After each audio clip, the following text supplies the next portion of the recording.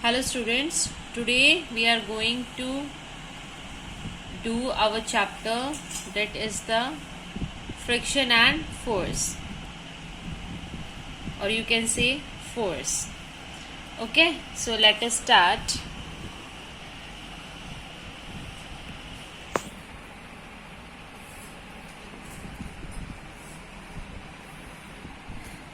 Just look at this boy. He kicked this ball. What do you think? This ball will stop or not? Or this ball will keep on continuing moving? Means जो ये ball है ये move करती रहेगी या थोड़ी देर के बाद स्टॉप हो जाएगी? This question is arising. Now let us see what will happen here. You can see the ball will automatically stop, right? So what makes that ball stop? वो जो बॉल है वो कैसे मीन्स है वो स्टॉप हो गई है, कैसे रुक गई है, किसने उसको रोका, है ना? That we will study in this chapter. In today's video, after watching this video, you will be able to give the answer of the following questions which is written on my laptop. You can see here. Explain how friction acts on object. Friction किसी भी object के ऊपर कैसे act होता है, किन factors पे वो डिपेंड करता है. Like identify the factors affecting friction, है ना? उसके टाइप्स क्या क्या हैं फ्रिक्शन के, है ना? Types of a friction. Identify the ways in which friction help us in our daily life. कि हमारी डेली लाइफ में क्या हमारे लिए फ्रिक्शन हेल्पफुल है या नहीं है. That we will also study in this chapter. Now see, a girl is sitting over here and she is so much cold over here. That's why she is wearing the winter dress, and you can see she is wearing the winter dress. Now what she is doing, she is rubbing her hands or rubbing her palms. ये अपने palms को और hands को rub कर रही है. What happens here? See in this area, she is rubbing her hands. तो उसकी वजह से क्या हो रहा है, हीट प्रोड्यूस हो रही है. तो यहाँ से हमें एक इम्पॉर्टेंट पॉइंट ये पता लगा है कि जो फ्रिक्शन होता है उसमें क्या होती है, हीट प्रोड्यूस होती है. जब भी कोई भी टू सरफेसेस आपस में रब होते हैं, then what will happen, friction will produce, and due to friction heat get produced. You can see friction between the surfaces of the palms keep them warm. You can also try to rub your hands और palms like this. Means ये जो आपस में जो hands है एक दूसरे को रब कर रहे हैं ऑपोजिट डायरेक्शन में जाके, ये क्या हो रहा है यहाँ पे, फ्रिक्शन की वजह से क्या प्रोड्यूस हो रही है, हीट. इसीलिए आपके हाथ जो है वो गर्म हो जाते हैं. तो इसका मतलब यहाँ से क्या पता लगा है हमें कि जो हमारा फ्रिक्शन है वो क्या प्रोड्यूस करता है, हीट. और ये तो हमारे लिए यूजफुल है. वैसे तो मैक्सिमम टाइम जो फ्रिक्शन होता है वो हम सोचते हैं कि वो हार्मफुल होता है ना? But here in this case we can see the friction is very useful for us. See, the girl is rubbing her hands in opposite direction. एक हैंड अलग डायरेक्शन में जा रहा है तो दूसरा पीछे की तरफ जा रहा है. Like this what is going here, she is keep on rubbing her hands which keeps her hands warm, है ना? Now friction is a force. You can see the definition over here. Friction is a force that opposes the relative motion between two objects in contact. भी ध्यान देंगे यहाँ पर इस word पे, contact पे. मीन्स एक दूसरे को जब टच करते हैं और ऑपोजिट डायरेक्शंस में, तो वो क्या करता है, वो दो ऑब्जेक्ट के बीच में क्या प्रोड्यूस हो जाता है, एक फोर्स प्रोड्यूस होता है जिसको हम क्या बोलते हैं, friction.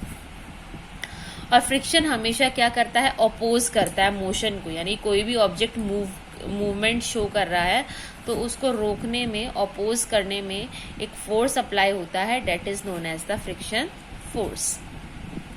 You can see over here, है ना? Friction is a force. See, like rubbing the hand, यानी कि यहाँ पे हमें क्या पता लगा, अभी जो हैंड्स है ये ऑपोजिट डायरेक्शन में मूव कर रहे हैं, यानी कि मोशन कर रहे हैं, है ना?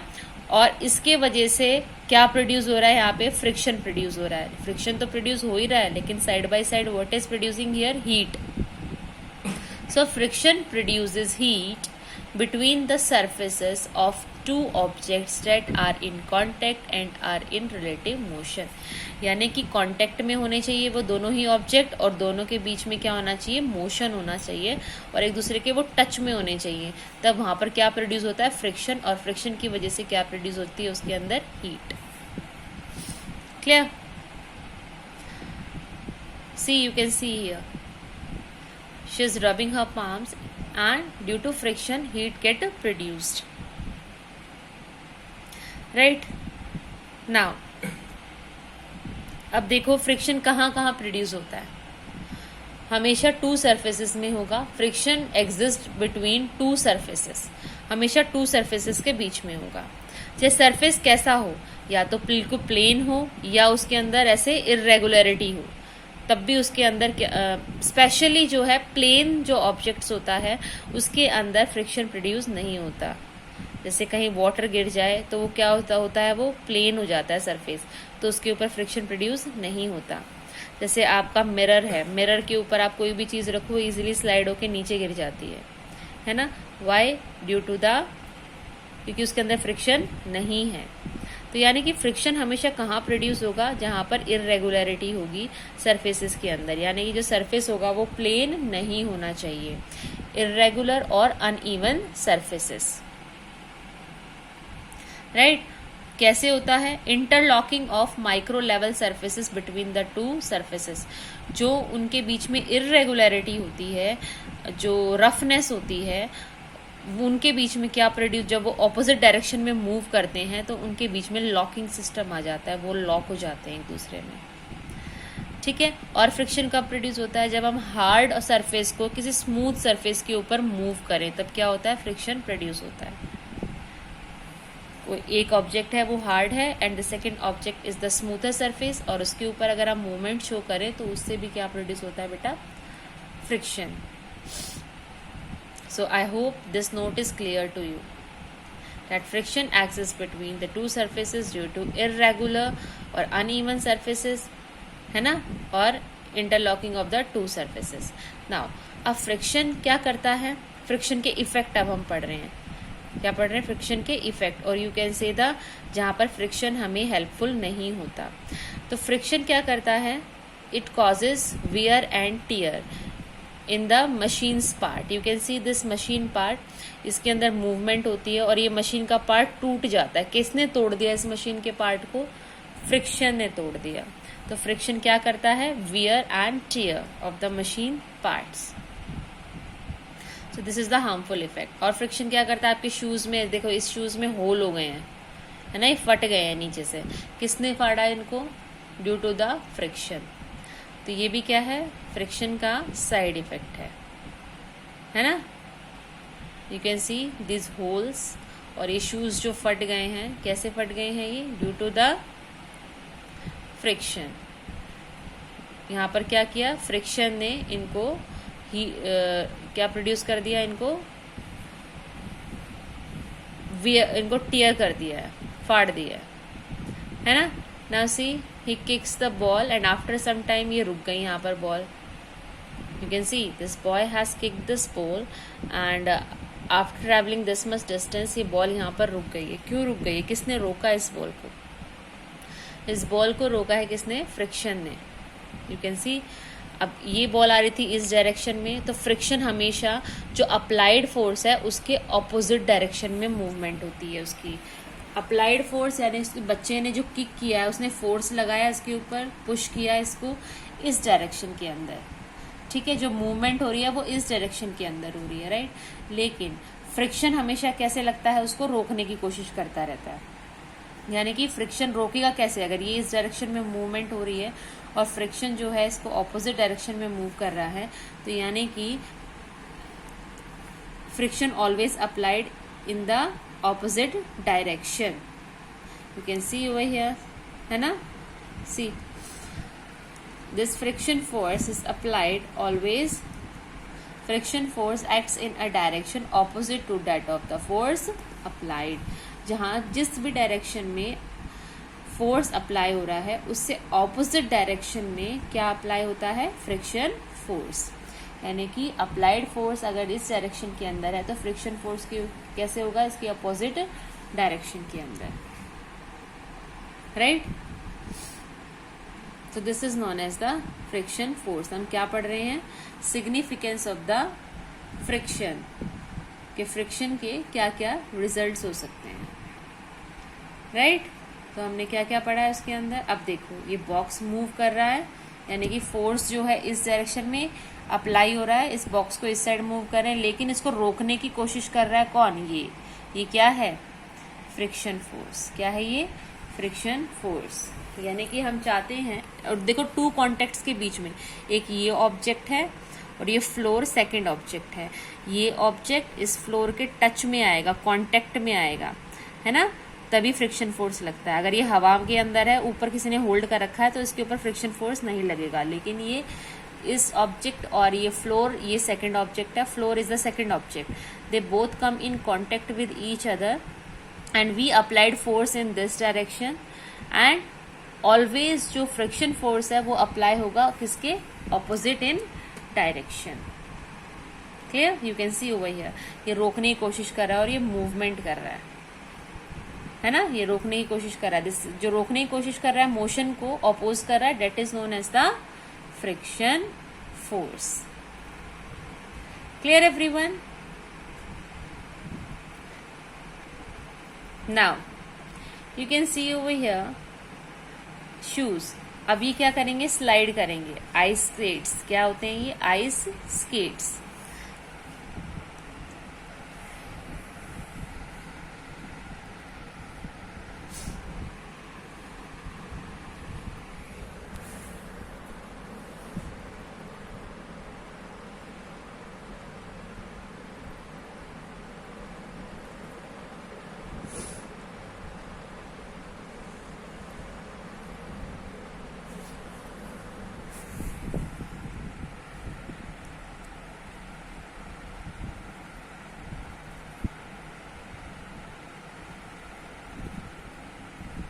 Can you see over here?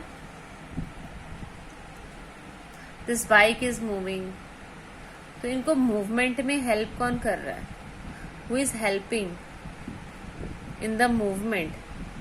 तो टायर्स के बीच में और उनके बीच में क्या प्रोड्यूस हो रहा है? फ्रिक्शन। ये जो टायर है, वो टायर के जो ग्रिप है उसके बीच में क्या प्रोड्यूस हो रहा है? फ्रिक्शन। अगर हमें इस फ्रिक्शन को कम करना है तो हम क्या कर सकते हैं?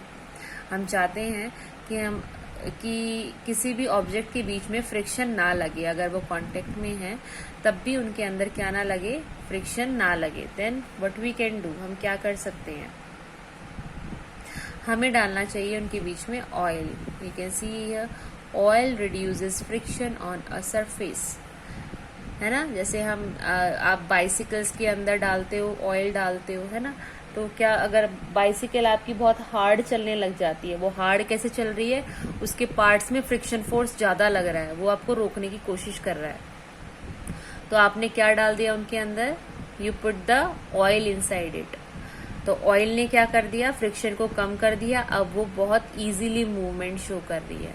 सो that is known as the, कि कैसे वो रिड्यूस हो सकता है। You can see over here bicycle, यहाँ पर और यहाँ पर ये बाइक है, इसके बीच में, टायर के बीच में, रोड के बीच में कांटेक्ट हो रहा है, टच हो रही है बॉडी आपस में, और ये मूवमेंट भी कर रहा है। तो इनके बीच में क्या लगता है? Friction force. क्या लगा इनके बीच में? Friction force.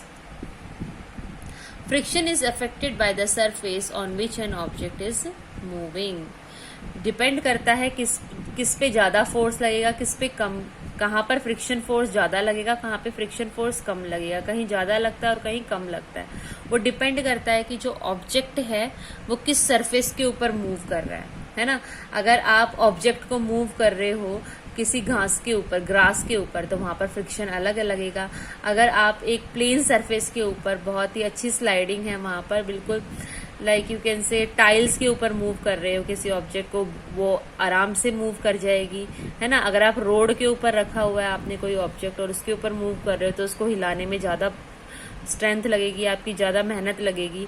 तो बेसिकली कम फ्रिक्शन लगना, ज्यादा फ्रिक्शन लगना, ये डिपेंड करता है कि आप किस ऑब्जेक्ट के ऊपर मूवमेंट शो कर रहे हो। Clear? So object is affected by the surface on which it is moving. Clear?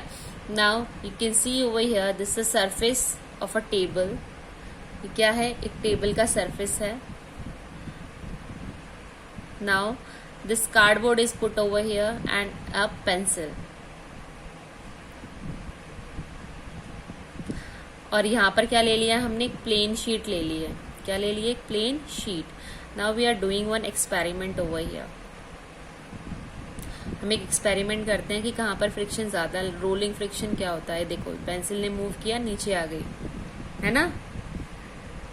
Have you seen? सी, ये रोल होके नीचे आ गई है पेंसिल, राइट? अब हमने क्या रख लिया है कि यहाँ पर ग्लास रख लिया है. Now let us see what will happen. ये पेंसिल इसके ऊपर आई और ये पूरा मूव करके बीच में यहाँ पर रुक गई है. नाउ ये डिस्टेंस हम चेक करते हैं कि ये डिस्टेंस कितना है. We can see, we will calculate its distance, कि कितनी दूरी पर वो आकर रुक गई है. सो हमने क्या देखा यहाँ पर, you can see over here.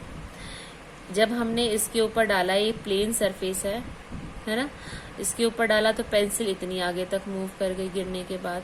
और जब यहाँ पर हमने एक और सरफेस रख दिया है, कोई और दूसरा ऑब्जेक्ट रख दिया है यहाँ पर, फिर हमने पेंसिल डाली तो वो बीच में ही रुक गई है. यानी कि यहाँ पर डिस्टेंस ज़्यादा कवर हुआ है और यहाँ पर वो थोड़े ही डिस्टेंस पे आके रुक गई है. क्यों? ऐसा क्यों हुआ? यहाँ पर फ्रिक्शन कम लगा, जिसकी वजह से अप्लाइड फोर्स ज़्यादा दूर तक गया. यहाँ पर फ्रिक्शन ज़्यादा लग रहा था, यानी कि उसको मूवमेंट को रोकने की ज़्यादा कोशिश हो रही थी. क्योंकि ये सरफेस ऐसा है तो ये कम मूव किया, है ना? You can see over here. Smoother the surface, lesser is the friction. जितना प्लेन सरफेस होगा, स्मूथ सरफेस होगा, उसके ऊपर कम फ्रिक्शन लगेगा और ऑब्जेक्ट ज़्यादा दूर तक ट्रेवल करेगा. और जहां पर सरफेस में रफनेस आ जाएगी, रफ हो जाएगा सरफेस, तो वहां पर फ्रिक्शन ज्यादा अप्लाई होगा, है ना? Why is the surface so important in determining the force. जो फोर्स है उस पे सरफेस का इतना फर्क क्यों पड़ता है? सी, फ्रिक्शन जो है वो होता है हमेशा इररेगुलरिटी. मैंने बताया था अनइवन. जो सरफेस है वो अनइवन होना चाहिए, इररेगुलरिटी होनी चाहिए, बिल्कुल प्लेन नहीं होगा, तो उसमें फ्रिक्शन बहुत ही ज्यादा लगता है. See, friction is the result of the irregularities in the surfaces of the two bodies. See, this is known as the irregularity. ये जो है ना, ये क्रॉस क्रॉस क्रॉस क्रॉस, यानी कि प्लेन नहीं है सरफेस. देखो ये सैंड पेपर है ना, सैंड पेपर. और इस सैंड पेपर में क्या होता है, ऊपर की तरफ देखो ये जिगजैग जिगजैग दिख रहा है, ये प्लेन नहीं है. This is known as the irregularities. ये इन इररेगुलरिटीज की वजह से जो है फ्रिक्शन फोर्स यहाँ पर ज्यादा लगता है. क्यों? क्योंकि जब इस पे फोर्स लगेगा तो ये इररेगुलरिटी के बीच में फंस के और यहीं के यहीं लॉक हो जाएगा, इसको आगे मूव करने नहीं देगा. When one body is brought into contact with another, the irregularity of both the surfaces get interlocked. वो आपस में लॉक हो जाते हैं. ये भी इरेगुलर है, इसके ऊपर भी इरेगुलर. दोनों दो ऑब्जेक्ट हैं और दोनों के सरफेस इरेगुलर हैं, तो दोनों के दोनों आपस में ऐसे मतलब इंटरलॉक हो जाते हैं, एक दूसरे के अंदर घुस जाते हैं, इंटरलॉक हो जाते हैं और फिर वो मूवमेंट नहीं करते. Clear? This is known as. Now, interlocking, you can see over here, the interlocking of these irregularities of both the bodies gives rise to friction. ये भी irregular है, ये भी irregular है. देखो ये blue one भी irregular है. देखो कहीं ज्यादा है, कहीं कम है, कहीं ज्यादा है, कहीं कम है. Similarly ये जो yellow surface है, ये भी क्या है, irregular है. तो ये आपस में फंस जाते हैं और फंसने के बाद ये मूवमेंट, इनको मूव कराना बहुत ही मुश्किल हो जाता है और इसी की वजह से यहाँ पर फ्रिक्शन फोर्स बहुत ही ज़्यादा अप्लाई होता है. See to move any bodies force has to be applied to overcome the interlocking. अब इनमें अब ये लॉक हो चुके हैं दोनों ही सरफेस। अगर इस टाइम इनके अंदर हमें मूवमेंट शो करनी है तो हमें ज्यादा फोर्स लगाना पड़ेगा।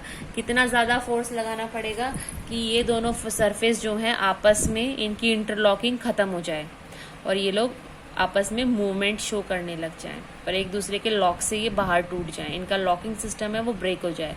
तो हमें क्या करना पड़ेगा, फोर्स को ज़्यादा। ये आप देख सकते हैं, you can see here this road के ऊपर क्या होती है, फ्रिक्शन फोर्स बहुत ही ज़्यादा होता है रोड का। क्यों? क्योंकि रोड आप हाथ से कभी टच करके देखना कि वो कैसा होता है, रफ होता है। रफ होने का मतलब इरेगुलरिटीज़ ज़्यादा होती हैं। और मैंने अभी आपको बताया था जहां पर इरेगुलरिटीज ज्यादा होती हैं वहां पर क्या होता है, फ्रिक्शन फोर्स ज्यादा होता है। So friction force is greater on rough surfaces. Rough surfaces मतलब इरेगुलरिटीज, जो आपके सरफेस होंगे वो क्या होंगे, इरेगुलर होंगे। क्लियर?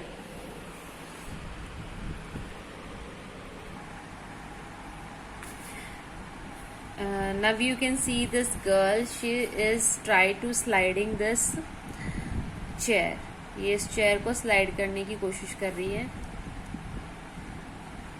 सी ये बहुत इजीली स्लाइड हो गई। क्यों? और जब इसने सोफा हिलाने की कोशिश कर रही है तब ये इतने इजीली स्लाइड नहीं हो रहा है, इसको बहुत ज्यादा फोर्स लगाना पड़ रहा है ना। What does it show, how, कैसे, क्या प्रॉब्लम हो रही है सोफा को, जो मूवमेंट करने में प्रॉब्लम हो रही है। इस चेयर बहुत इजीली मूव कर रही है। क्यों? क्योंकि इन दोनों में क्या है, इंटरलॉकिंग सिस्टम। दोनों की जो इरेगुलर सरफेस के अंदर इरेगुलरिटीज है वो उसको मूवमेंट को रोकने की कोशिश कर रही है, जो मोशन है उसको रोकने की कोशिश कर रही है। That's why. Okay, now see इसका जो वेट देखते हैं, स्प्रिंग हम यहाँ पर स्प्रिंग बैलेंस हमने यूज किया है, जो कि क्या करता है, किसी भी ऑब्जेक्ट का वेट हम निकाल सकते हैं स्प्रिंग बैलेंस से। यानी कि यह spring balance is an instrument that is used to find the weight of an object. ये आपको यहाँ पर इंस्ट्रूमेंट नजर आ रहा है, ये वाला, इसको हम बोलते हैं स्प्रिंग बैलेंस। इसमें हम किसी भी ऑब्जेक्ट का वेट निकाल सकते हैं। कोई भी ऑब्जेक्ट एक धागे के साथ इसके ऊपर बांध दो और इसको हवा में ऐसे ऊपर की तरफ कर लो, तो इससे क्या निकल आता है, उसका वेट आ जाता है। ये स्केल बना हुआ है, स्केल के ऊपर उसका वेट आ जाएगा कि कितना न्यूटन का आई मीन इसके ऊपर कितना न्यूटन फोर्स लग रहा है। सी ये यहाँ पर इसको हैंग कर दिया और इसको उठाना है आपको, सरफेस से ऊपर की तरफ लेके जाना है।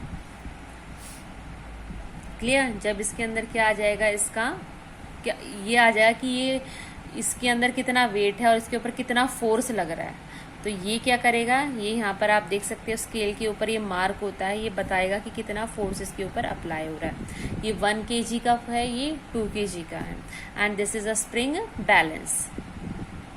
ये फिजिक्स लैब में अवेलेबल होता है। इसके ऊपर एक धागा बांधो, just tie it and hang it in the spring balance. इसके ऊपर इसको स्प्रिंग बैलेंस पे हैंग कर दो। और अब क्या करते हैं, इसको हम सी अब हमने इसको खींचा, हम यहाँ से फोर्स लगा रहे हैं। ठीक है, ये सरफेस है, ये देखो, फिर ऐसे खींचा है, फिर छोड़ दिया। तो ये सब क्या है बेटा, ये बता रहा है कि कितना फोर्स इसके ऊपर हम अप्लाई कर रहे हैं, है ना। अब ये यहाँ पर था, पहले 0 पे था, ये थोड़ा सा खींचा, जिसकी वजह से इसने कितना खींचा, मतलब फोर्स लगाया। तो इसने कितना फोर्स लगाया, यहाँ पर 2 न्यूटन का फोर्स लगाया। यू कैन सी वही है 2 न्यूटन, है ना। देखो 1 kg का ऑब्जेक्ट है, फिर 2 kg का ऑब्जेक्ट है। नाउ स्प्रिंग बैलेंस पे जो यूनिट आ रही है वो कितनी आ रही है, सी 1 यूनिट। इसके ऊपर आ रहा है 2 यूनिट, यानी कि force required to move the object varies with their weight, है ना। जितना वेट पे और फोर्स पे, दोनों ही चीज़ों पे क्या डिपेंड करता है, फोर्स डिपेंड करता है कि कितना ऑब्जेक्ट के अंदर वेट है। अगर आप किसी धक्का लगा रहे हो किसी गाड़ी को तो आपको ज़्यादा फोर्स लगाना पड़ेगा। अगर आप एक छोटे से ऑब्जेक्ट पे को फोर्स लगा रहे हो वहाँ पर तो वहाँ पे कम फोर्स लगाना पड़ रहा है जब आप पुश कर रहे हो। क्यों?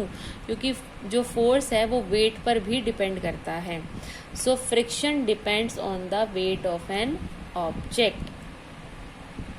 इस एक्सपेरिमेंट से हमें ये पता लगा। Now see this boy is sliding, यहाँ पे स्लाइड कर रहा है ना, बहुत इजीली स्लाइड हो रहा है। क्यों? ये रोकने की कोशिश क्यों नहीं कर पा रहा है कि यहाँ पर आने में इसको प्रॉब्लम हो रही है ना। यहाँ से बहुत इजीली स्लाइड कर गया इतनी जल्दी, और यहाँ पर इसको स्लाइड करने में दिक्कत हो रही है। क्यों? यहाँ पर प्रॉब्लम क्यों हो रही है? क्योंकि यहाँ पे फ्रिक्शन फोर्स ज़्यादा लग रहा है, उसको रोकने की कोशिश कर रहा है। यहाँ पर फ्रिक्शन फोर्स, यहाँ पे प्लेन सरफेस है, इसके वजह से इस फ्रिक्शन फोर्स में क्या हो रहा है, कम लग रहा है यहाँ पर फोर्स। ये रफ सरफेस है, देखो ये क्या है, रफ सरफेस है, तो इस रफ सरफेस की वजह से यहाँ पर फोर्स ज़्यादा लग रहा है, और यहाँ पर ये स्मूथ सरफेस है, इसलिए यहाँ पर फ्रिक्शन फोर्स क्या लग रहा है, कम लग रहा है।